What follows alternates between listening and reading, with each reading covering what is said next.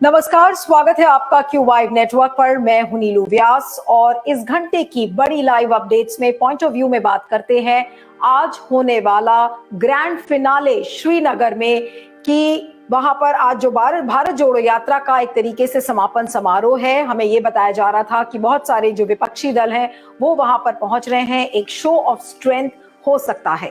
लेकिन जिस तरीके से मौसम खराब हो रहा है और कल से वहां पर बर्फबारी कल देर रात से काफी शुरू हो गई है और जितने भी विजुअल्स इस समय आ रहे हैं, श्रीनगर पूरा बर्फ से इस समय ढका हुआ है।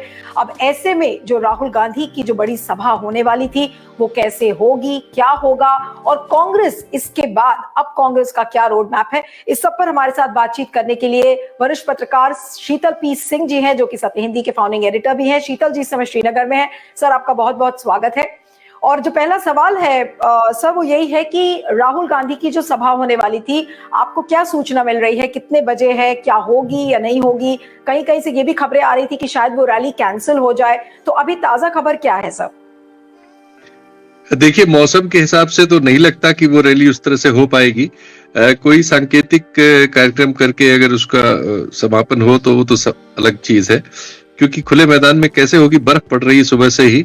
और हम लोग जिस होटल में रोके गए, यहाँ ज्यादातर 30-40 पत्रकार हैं इस होटल में भी, ऐसे कई होटलों में है। उनको ले जाने वगैरह की जो व्यवस्था थी, और चूंकि यहाँ सुरक्षा के बहुत प्रतिबंध है और कहीं भी जाने आने में बहुत तरह के पासेज और इंक्वायरीज होती हैं, तब आप कहीं पहुंचते हैं। बहुत सी जगहों पे पैदल भी जाना होता है, तो वो सब प्रैक्टिकली फीजिबल तो मुझे नहीं लग रहा है। और जैसा हमें समय दिया गया था वो भी बीत गया है। कोई नई सूचना भी नहीं आई है। हम लोग प्रतीक्षारत हैं। यहाँ बहुत सारे पत्रकार हैं, सब अपने अपने स्तर पर प्रतीक्षा कर रहे हैं कि कैसे क्या होगा। तो अभी कुछ कह पाने की स्थिति में नहीं है और हमारे पास कोई सूचना नहीं है कि ये कैसे होगा। मौसम को देख के तो हमें मुश्किल लग रहा है कि ऐसा कुछ हो पाएगा। बहुत सारे विपक्षी दल पहुंचने वाले थे। शीतल जी, क्या सूचना है आपके पास कि कितने लोग पहुंच पाए हैं? और अगर मान लीजिए कि ये पूरा कार्यक्रम सांकेतिक रूप से भी होता है और उसका सांकेतिक रूप से समापन होता है, तो कितने विपक्षी दल होंगे अंदाजन जो वहां पर इस समय होंगे? हालांकि अभी तक कुछ आधिकारिक सूचना कांग्रेस की तरफ से नहीं आई है कि कितने विपक्षी दल होंगे।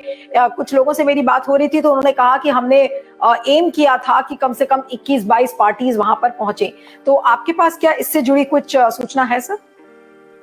बिल्कुल कोई सूचना नहीं। यहाँ अखबार भी नहीं आ पाया, सुबह अखबार वितरित नहीं हो पाया है श्रीनगर में, होटलों में भी नहीं आया है। तो वो भी एक दिक्कत है।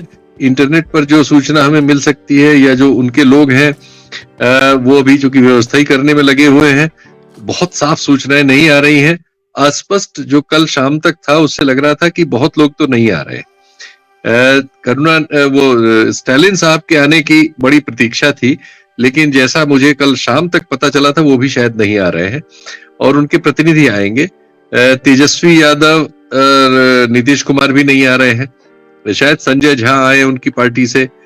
अखिलेश, केजरीवाल और आप तेलंगाना के चीफ मिनिस्टर और केरल के चीफ मिनिस्टर अलग से एक रैली कर चुके हैं, आपको मालूम है, तेलंगाना में। तो वो उस फ्रंट के लोग तो बिल्कुल आने की कोई संभावना हमें नहीं लगती।